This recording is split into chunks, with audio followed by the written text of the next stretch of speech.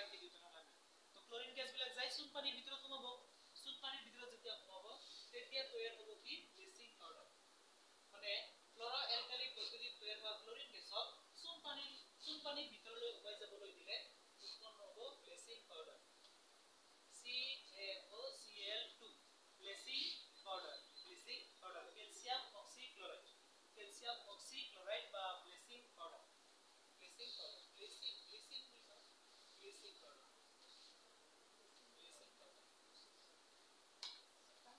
অলপতে যেটা chloro alkali পদ্ধতি আছিল এই ক্লোরো অ্যালকালি পদ্ধতিত তৈয়াৰ হোৱা ক্লোৰিন গেছৰ চুন পানী ক্যালসিয়াম হাইড্ৰক্সাইড মানে চুন পানী না চুন পানী বা শুকান শিথিলত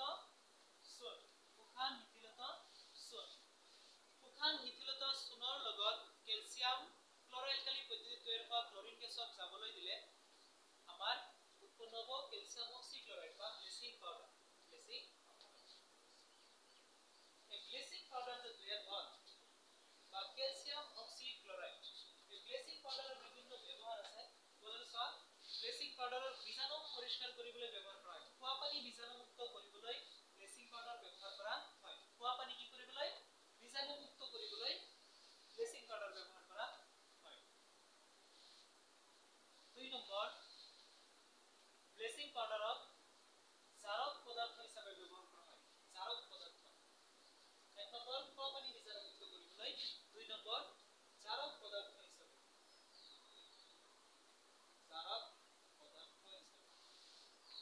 জাৰক পদাৰ্থ মানে কি জাৰক পদাৰ্থ হিসাবে আৰ খোৱা পানী বীজাণুমুক্ত কৰিবলৈ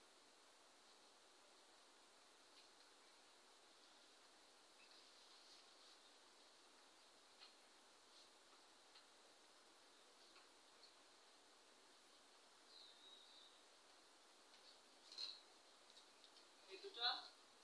চালে আমাৰ হৈ যাব খোৱা পানী বীজাণুমুক্ত কৰিবলৈ ব্লিচিং পাউডাৰ ব্যৱহাৰ কৰা হয় আৰু জাৰক পদাৰ্থ হিসাবে ব্লিচিং পাউডাৰ ব্যৱহাৰ কৰা হয় জাৰক পদাৰ্থ মানে কি ব্লিচিং পাউডাৰে কি কৰিব পাৰে আন বেলেগ বস্তুৰ লগত অক্সিজেন যোগ কৰিব পাৰে ব্লিচিং পাউডাৰে আনক অক্সিজেন দিব পাৰে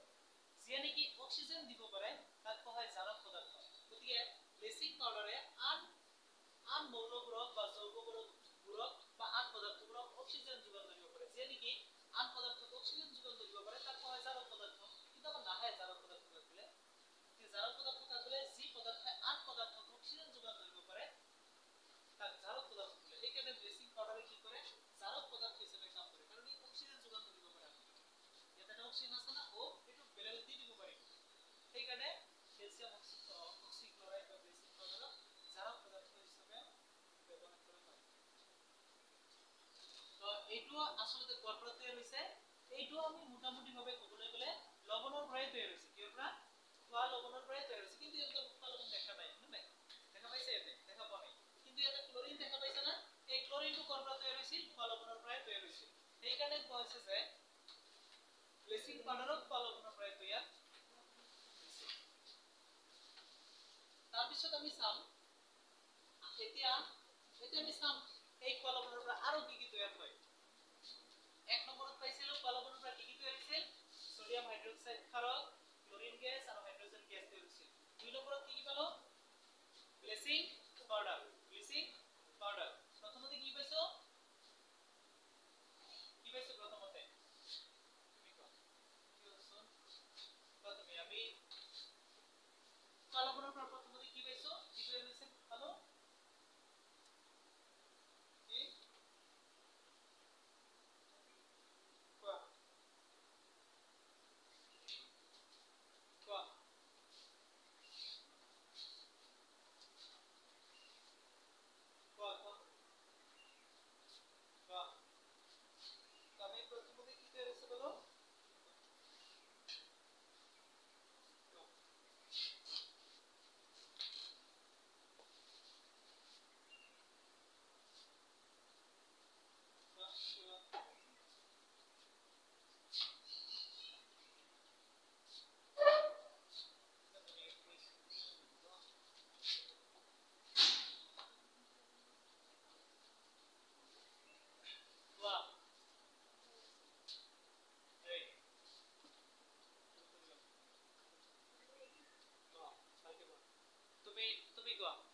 ৰশ্মিতা কাছ ঠিৱা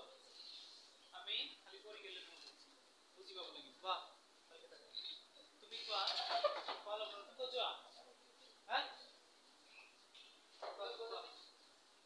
আমি ফলো কৰাৰ পৰা প্ৰথমতে দেখিছিলো ফলো কৰাৰ পৰা কি তৈয়াৰ কৰিব পাৰো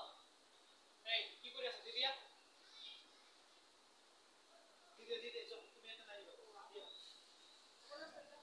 দিয়া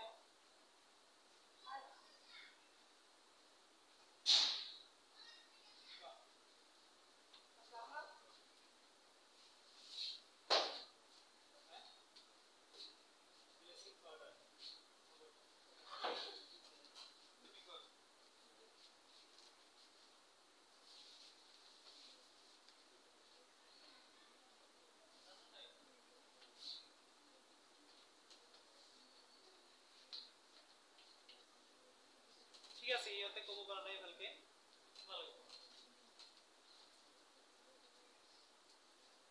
মই আকৌ এবাৰ কম তাৰ পিছত তোমালোকে কবা হা চাবা ধুনীয়াকৈ চাবা মই আকৌ এবাৰ কম তাৰ পিছত তোমালোকে কবা তো এইটো আমাৰ 2 নম্বৰ আছে এটা 3 নম্বৰত ফলাফলৰ পৰা আৰু কি তৈয়াৰ কৰিব পৰা যায় আমি সেইটো কম চাবা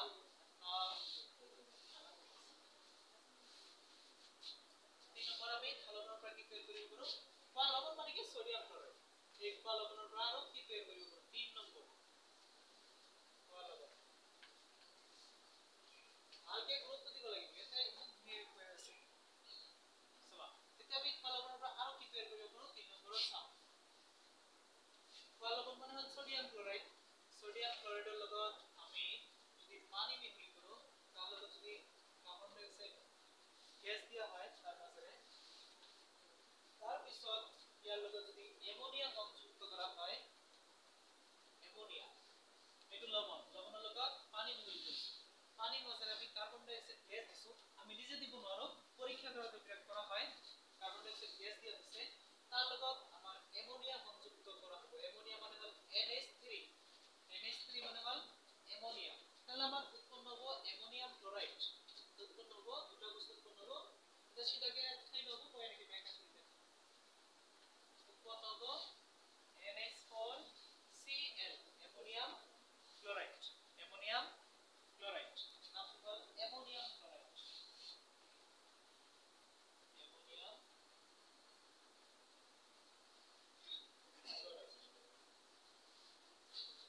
প্লাস উৎপন্ন হবে সোডিয়াম হাইড্রোজেন কার্বনেট সো এইখিনিৰ নাম দুটা আছে তোমালোকে এই তালিকাখনত পাইছিলা চাৰিটা যে পেজ দিয়া আছিল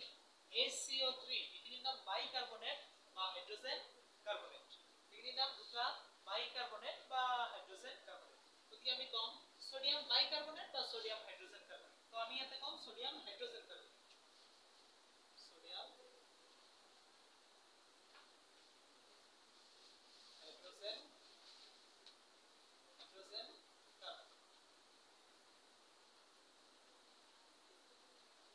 এই দুটো উৎপন্ন হয় এটা সোডিয়াম হাইড্রোজেন কার্বনেট আর এটা হল অ্যামোনিয়াম ক্লোরাইড তো এটো আমার মূল আমার উৎপাদন এটো আমার মেইন বস্তু এটো মেইন নয় এটো আমার মেইন উৎপাদন এটো কি সোডিয়াম হাইড্রোজেন কার্বনেট বা ইয়ার সাধারণ নামটো হল বেকিং সোডা গতিকে আমি বেকিং সোডা কৰপৰা পালো ফলবনৰ পৰা পালো ফলবনৰ লগত পানী মিহলাইছো তাৰ মাজদি কাৰ্বন ডাই অক্সাইড গ্যাস পঠাই দিছো তাৰ লগত এমোনিয়া সংযুক্ত কৰিছো NH3 মানে এমোনিয়া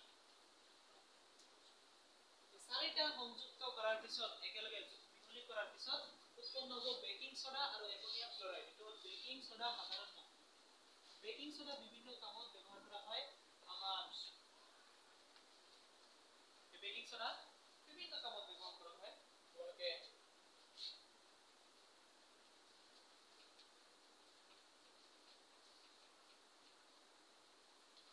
বেকিং সোডা কি কামত ব্যৱহাৰ কৰা হয় যদি আছে পকৰি কিবা বনোৱা পকৰি বনোৱাতে এবিলাক ব্যৱহাৰ কৰা কিয় কাৰণে এবিলাকে কি কৰে ফুলাত সহায় কৰে ধুনীয়াকৈ ফুলি যোৱাত সহায় কৰে ইয়াত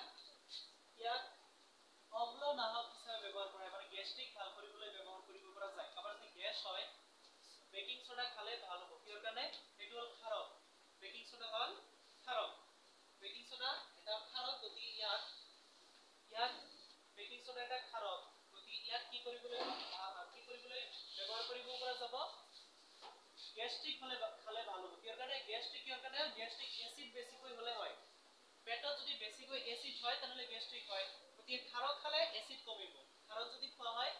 তাহলে এসিড কমি যাব গতিকে ইয়াক এসিড নোহোৱা কৰিবলৈ ব্যৱহাৰ কৰা হয় এসিড নাহক বা অম্ল নাহক হিচাপে বেকিং সোডা ব্যৱহাৰ কৰিব পৰা যায় গতিকে বেকিং সোডা কি হিচাপে ব্যৱহাৰ কৰা হয় এসিড বা অম্ল নাহক হিচাপে বেকিং সোডা ব্যৱহাৰ কৰা হয় গতিকে বেকিং সোডাৰ ব্যৱহাৰ কি এক নম্বৰ এসিড বা অম্ল নাহক হিচাপে বেকিং সোডা ব্যৱহাৰ কৰা হয় এসিড বা অম্ল নাহক হিচাপে বেকিং সোডা ব্যৱহাৰ কৰা হয় দুই নম্বৰ বেকিং সোডা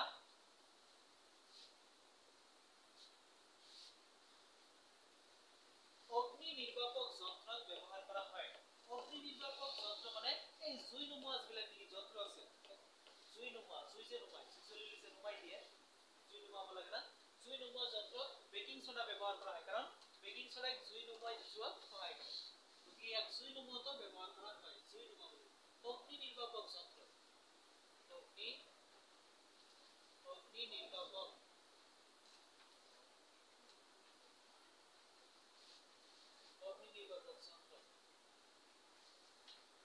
অগ্নিনিৰ্বাপক যন্ত্ৰত আমাৰ বেকিং সোডা ব্যৱহাৰ কৰা হয় প্ৰথমটো কি কৈছিলো প্ৰথমটো আছিল আমাৰ অম্ল বা এসিড বা অম্ল নাহক হিচাপে বেকিং সোডা ব্যৱহাৰ কৰা হয় আৰু অগ্নিনিৰ্বাপক যন্ত্ৰত বেকিং সোডা ব্যৱহাৰ কৰা হয় দুটা হওক তোমালোকে সদায় সৰু বিলাক মুখস্থ কৰিব লাগিব যাতে বেছি নম্বৰ পোৱা যায় সময় কম লাগে এটাই যদি বহুত দীঘল 5 লাইন লিখা হয় 1 নম্বৰ পাই তাহলে কোনো লাভ নাই আৰু এটা এক লাইন লিখি যদি 1 নম্বৰ পোৱা যায় এটা বেছি ভালো গতিকে অম্ল নাহক বা এসিড নাহক হিচাপে ব্যৱহাৰ কৰা হয় আৰু অগ্নিনিৰ্বাপক যন্ত্ৰত ব্যৱহাৰ কৰা হয় এটা হল আমাৰ বেকিং সোডাৰ ব্যৱহাৰ আৰু বেকিং সোডা কৰ পৰা তৈয়াৰ কৰা হৈছে খোৱা লৱণৰ পৰা তৈয়াৰ কৰা হৈছে আমি খোৱা লৱণৰ পৰা কি কি তৈয়াৰ কৰিলো প্ৰথমতে আমি খোৱা লৱণৰ পৰা তৈয়াৰ কৰিছো সোডিয়াম হাইড্ৰক্সাইড ক্লোৰিন আৰু হাইড্ৰোজেন গেছ ফাৰ্ষ্ট শুনিবা প্ৰথমতে আমি খোৱা লৱণৰ পৰা তৈয়াৰ কৰিছো সোডিয়াম হাইড্ৰক্সাইড খাৰ ক্লোৰিন গেছ আৰু হাইড্ৰোজেন গেছ এক নম্বৰ তৈয়াৰ কৰিছো তাৰ পিছত আমি তৈয়াৰ কৰিছো ব্লিচিং পাউডাৰ তাৰ পিছত আমি তৈয়াৰ কৰিলো বেকিং সোডা ইয়াতে এমোনিয়াম ক্লোৰাইড তৈয়াৰ হৈছে যদিও এটো আমি নকও কিয় কাৰণ এটো মুখ্য উৎপাদন নহয় মেন নহয় কিন্তু ফাৰ্ষ্টটো তিনিটা মেন আছে তিনিটা দৰকাৰী আছে ফাৰ্ষ্টটো তিনিটা দৰকাৰী আছে এখানে কৈছো এতে কিন্তু এটা দৰকাৰী বেকিং সোডা গতিকে সোডিয়াম ক্লোৰাইডৰ পৰা বেকিং সোডা পোৱা যায় সোডিয়াম ক্লোৰাইডৰ পৰা ব্লিচিং পাউডাৰ পোৱা যায় সোডিয়াম ক্লোৰাইডৰ পৰা সোডিয়াম হাইড্ৰক্সাইড খাৰ হাইড্ৰোজেন গেছ ক্লোৰিন গেছ পোৱা যায় তো লাস্ট এটা আছে লাস্টটো আমাৰ কাপোৰ ধোৱা সোডা এই কাপোৰ ধোৱা যে সাফ আমাৰ সোডা বা সাফ এটো হয় কাপোৰ ধোৱা হয় না এই কাপোৰ ধোৱা সোডাৰ পৰা তৈয়াৰ কৰা হয় আমাৰ এই খোৱা লৱণৰ পৰা তৈয়াৰ কৰা হয় খোৱা লৱণৰ পৰা তৈয়াৰ কৰা হয় তো সবাই কেনেকৈ তৈয়াৰ কৰা হয় ডাইৰেক্ট খোৱা লৱণৰ পৰা তৈয়াৰ নহয় কিন্তু কেনেকৈ তৈয়াৰ হয় চাবা এইটো তো আমি কৰ পৰা পালো খোৱা লৱণৰ পৰা পালো আমি বেকিং সোডা কৰ পৰা পালো খোৱা লৱণৰ পৰা পালো বেকিং সোডাৰ আন এটা নাম কি সোডিয়াম হাইড্ৰোজেন কাৰ্বনেট সবাই কোনটো কি নাম বেকিং সোডা হল সাধাৰণ নাম আৰু ৰাসায়নিক নাম হল সোডিয়াম হাইড্ৰোজেন কাৰ্বনেট ৰাসায়নিক নাম এটো বেকিং সোডাৰ ৰাসায়নিক নাম কি সোডিয়াম হাইড্ৰোজেন কাৰ্বনেট বেকিং সোডাৰ ৰাসায়নিক নাম সোডিয়াম হাইড্ৰোজেন কাৰ্বনেট আৰু সাধাৰণ নাম বেকিং সোডা আৰু ৰাসায়নিক নাম সোডিয়াম হাইড্ৰোজেন কাৰ্বনেট আৰু বেকিং সোডাৰ ৰাসায়নিক সংকেত কি এটো ৰাসায়নিক নাম ৰাসায়নিক সংকেত কি NaHCO3 এটো ৰাসায়নিক সংকেত এটো এমোনিয়াম ৰাসায়নিক সংকেত এটো বেকিং সোডাৰ ৰাসায়নিক সংকেত এটো ৰাসায়নিক নাম এটো সাধাৰণ নাম ৰাসায়নিক সংকেত ৰাসায়নিক তো এইবিলাক আমি জানিব লাগিব লাস্ট আমি বেকিং সোডাৰ পৰা কাপোৰ আমি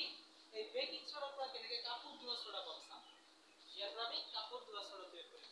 কিন্তু আমি নকম যে আমি বেকিং সোডাৰ পৰা কাপোৰ ধোৱা সোডা তৈয়াৰ কৰিছো আমি কি কম খোৱা লৱণৰ পৰা তৈয়াৰ কৰিছো বুলি কম কিন্তু আমি তৈয়াৰ কৰিম বেকিং সোডাৰ পৰা কিন্তু কম খোৱা লৱণৰ পৰা তৈয়াৰ কৰিছো আমি বেকিং সোডা কিয় কাৰণে কম কাৰণ এইটো আমাৰ বেকিং সোডা খোৱা লৱণৰ পৰা তৈয়াৰ হৈছে গতিকে আমি ইয়াৰ পৰা কি তৈয়াৰ কৰিম এতিয়া কাপোৰ ধোৱা সোডা তৈয়াৰ কৰিম তাৰ কাৰণে কি কৰিব লাগিব আমি ইয়াক প্ৰথমতে গৰম কৰিব লাগিব আমি বেকিং সোডা গৰম কৰিব লাগিব প্ৰথমতে সোডিয়াম হাইড্ৰোজেন কাৰ্বনেট বা বেকিং সোডা সাধাৰণ নাম বেকিং সোডা বা ৰাসায়নিক নাম সোডিয়াম হাইড্ৰোজেন কাৰ্বনেট আমি ইয়াক কি দিম তাপ দিম তাপ গৰম কৰিলে ইয়াৰ পৰা উৎপন্ন হ'ব সোডিয়াম কাৰ্বনেট সোডিয়াম কাৰ্বনেট তোমালোকে জানা ইয়াত লিখিতটো হৈছে কাৰণ আমি যৌগৰ যুযুতাবিলাক এইটোৰ যুযুতা ইয়াতে যায় আৰু ইয়াৰ যুযুতা ইয়াতে এইটো কোৱা হৈছে তো এইটো হ'ল আমাৰ sodium carbonate Na2CO3 sodium carbonate আৰু এই সোডিয়াম কাৰ্বনেটৰ লগত ইথানল উৎপন্ন হ'ব হাইড্ৰোজেন গেছ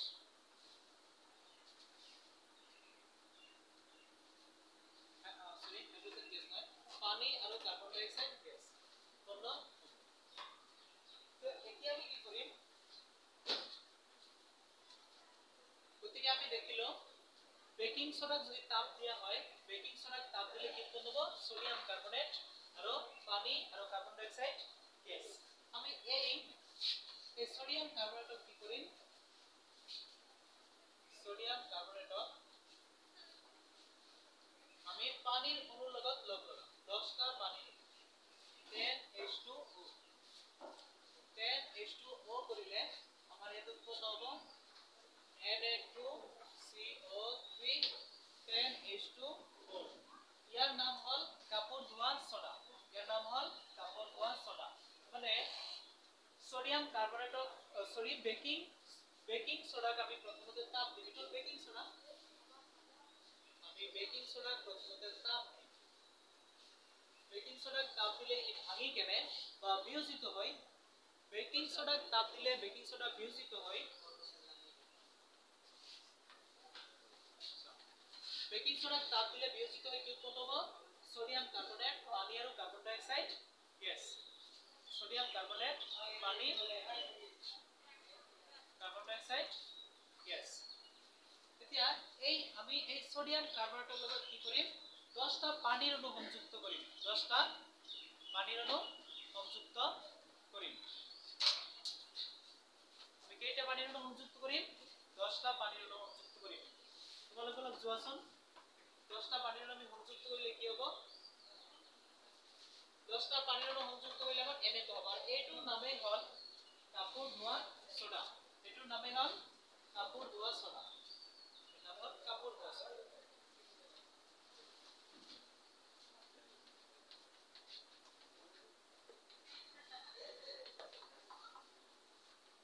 ইয়াৰ নাম হ'ল কাপোৰ ধোৱা সোডা আৰু ৰাসায়নিক নাম hydrated sodium carbonate hydrated sodium carbonate hydrated ৰাসায়নিক নাম হাইড্ৰেটেড সোডিয়াম কাৰ্বনেট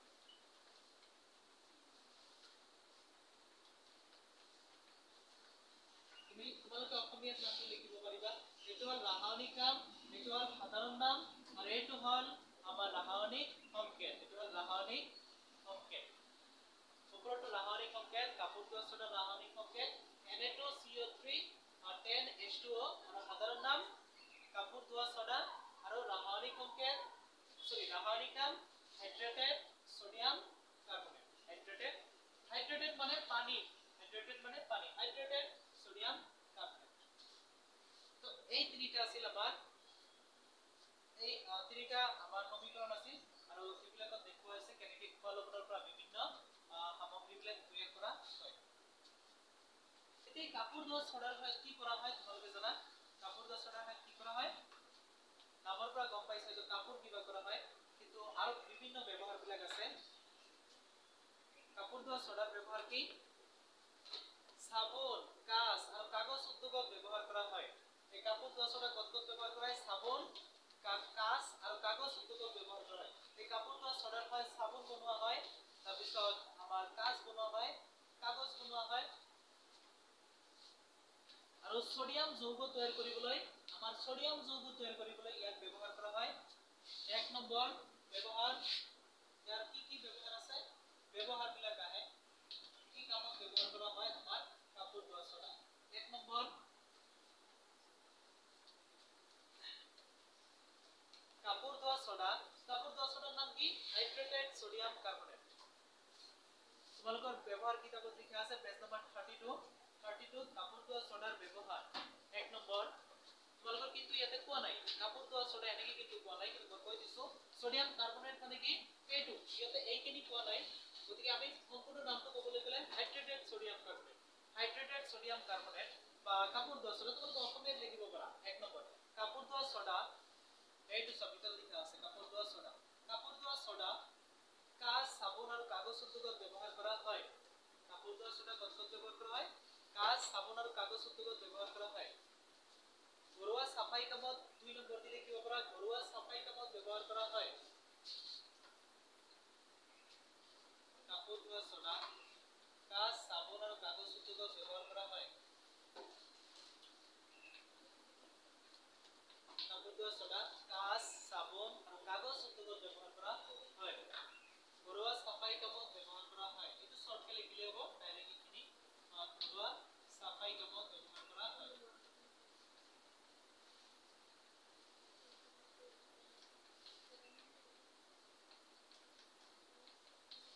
ঘৰুৱা সাফাই কামত ব্যৱহাৰ কৰা হয় আমি শৰ্টকে লিখিম ঘৰুৱা সাফাই কামত ব্যৱহাৰ কৰা হয় আৰু প্ৰটো কাপোৰ ধোৱা সোডা কাঁচ সাবুন আৰু কাগজ উদ্যোগত ব্যৱহাৰ কৰা হয়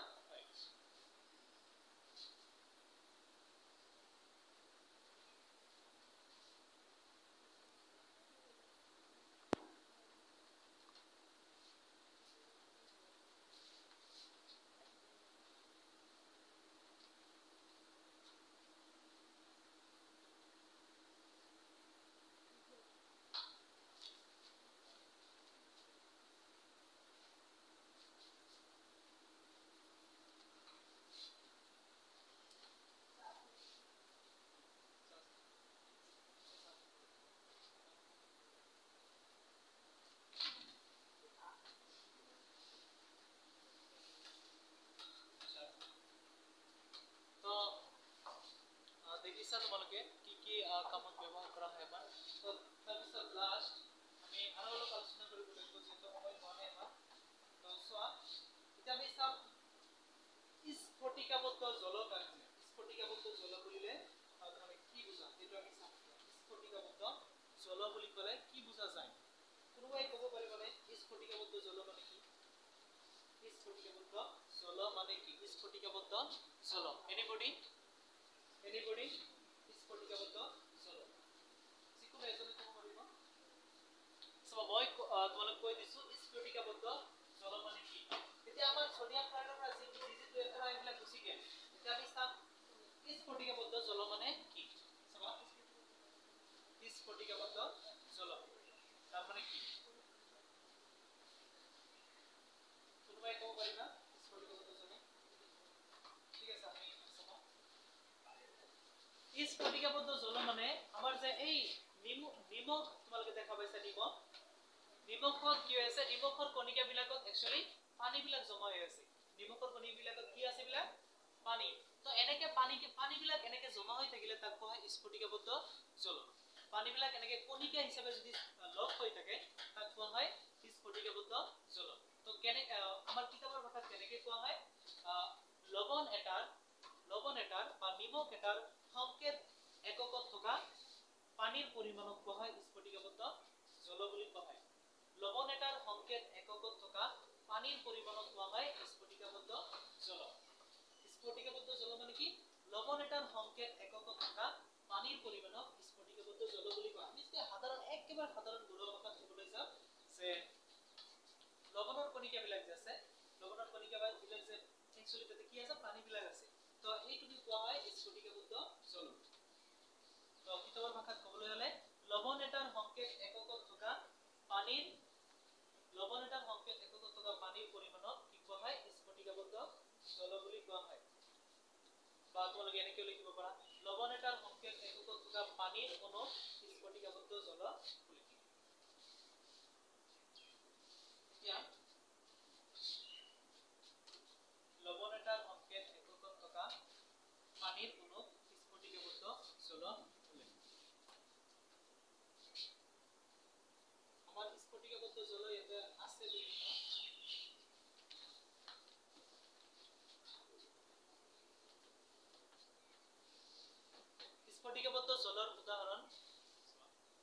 স্ফটিকাবদ্ধ জলৰ উদাহৰণ এক নম্বৰ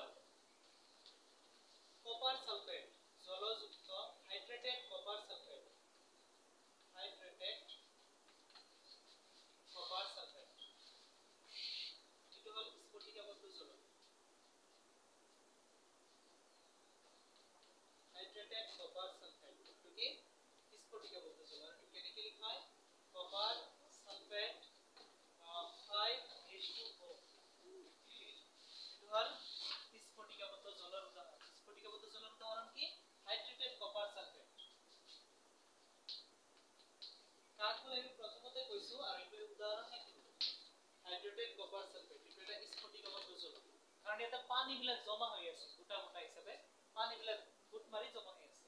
তেনেকৈ লৱণত পানীবিলাক আছে গুট মাৰি কাৰণ লৱণটো সাগৰৰ পৰা পোৱা যায় লৱণ আমি সাগৰৰ পৰা পাওঁ তো ইয়াতে পানীবিলাক গুট মাৰিছে পানীবিলাক গুট মাৰি এনেকৈ তৈয়াৰ হৈছে গতিকে স্ফটিকাবদ্ধ জল হাইড্ৰেটেড কপাৰ সালফেট 2 নম্বৰ স্ফটিকাবদ্ধ জল জিপসাম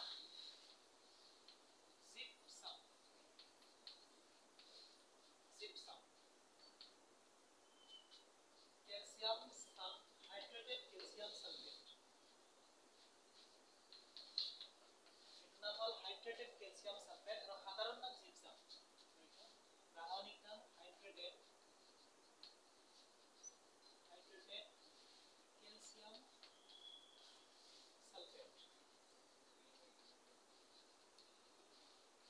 hydrated calcium sulfate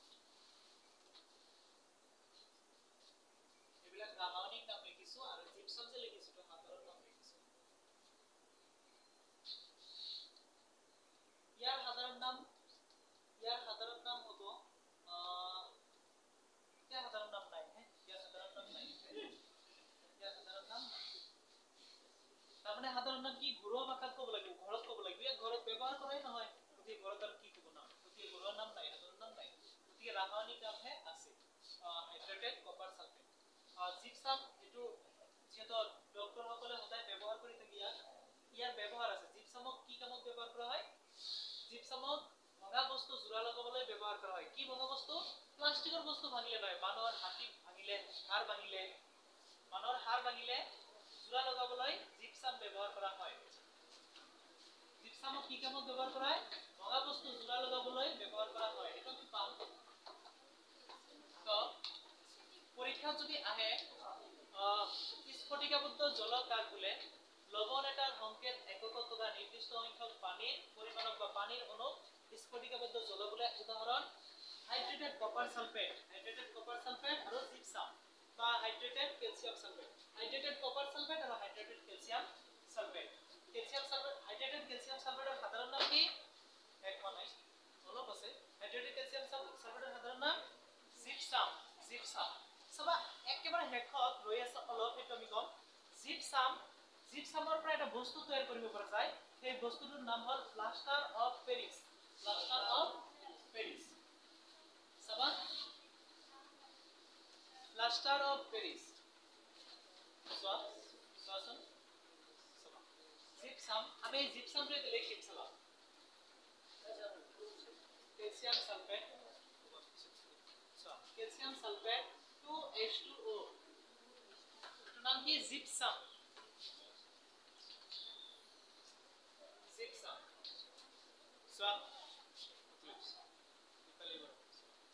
আমি জিপসামক কি কৰিম আমি জিপসামক গৰম কৰিম কিমান গৰম কৰিম 373 কেলভিন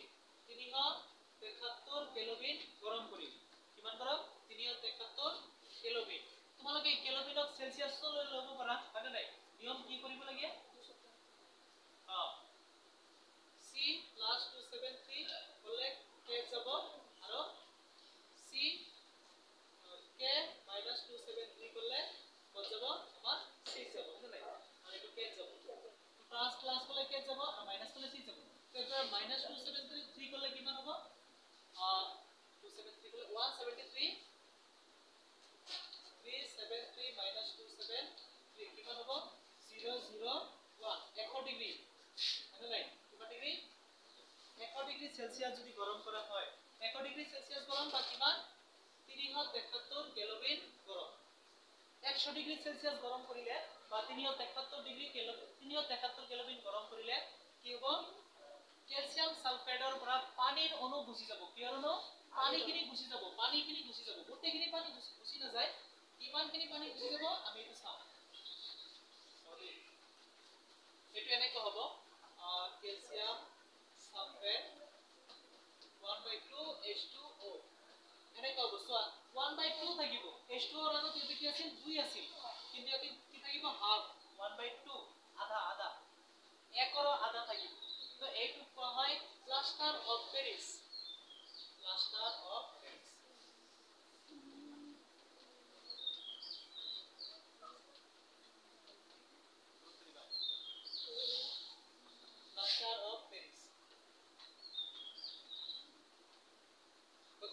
প্লাষ্টাৰ অফ পেৰিছ কেনেকৈ তৈয়াৰ হ'ল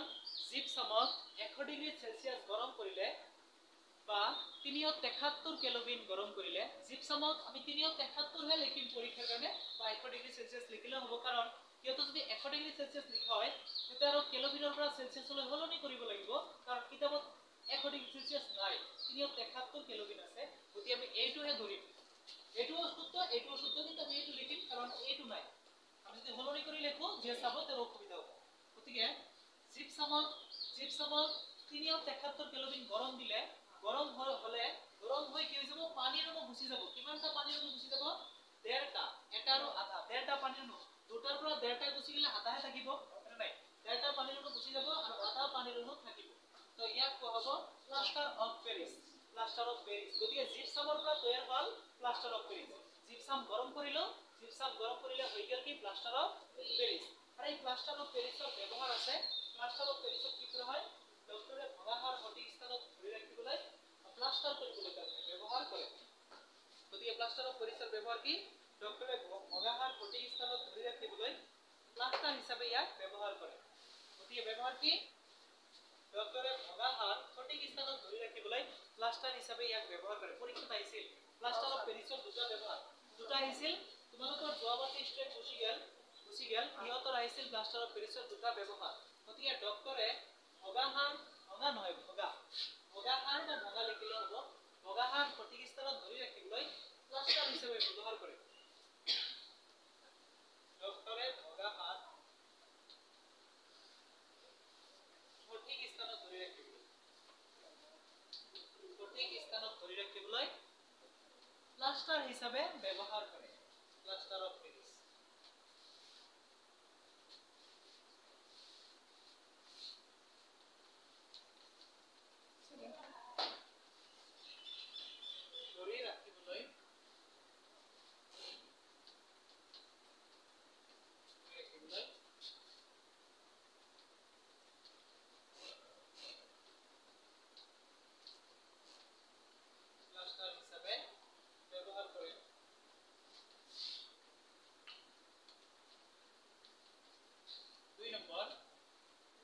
প্লাষ্টাৰ অফ পেৰিছক পুতলা ঘৰ সজা সামগ্ৰী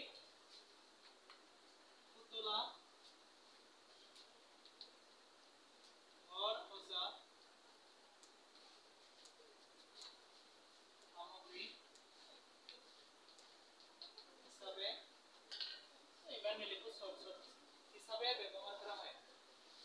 পুতলা ঘৰ সজা সামগ্ৰী হিচাপে ব্যৱহাৰ কৰে পুতলা ঘৰ সজা সামগ্ৰী হিচাপে ব্যৱহাৰ কৰা হয় তো এই দুটা আমাৰ প্লাষ্টাৰ অফ পেৰিছৰ ব্যৱহাৰ অধ্যয়নটো প্ৰায় মোটামুটিভাৱে শেষ কৰিছে আমি আকৌ কালি ৰিভিজন দি কালিৰ কাৰণে শেষ কৰিম আৰু 10 নম্বৰ লেসনৰ আমি নোটছ বিলাক দিম তাৰ কাৰণে যিসকলে এতিয়ালৈকে 50 रुपीस দিয়া নাছিলা সোনকালে দি দিবা মোক জেৰক্স কৰি আমি পাৰিলে অতি সোনকালে দিব লাগিব কাৰণ পৰীক্ষাৰ কাৰণে পঢ়িব লাগিব সোনকালে আপোনালোকে ব্যৱস্থা কৰিবা যে দিয়া নাই 50 रुपीस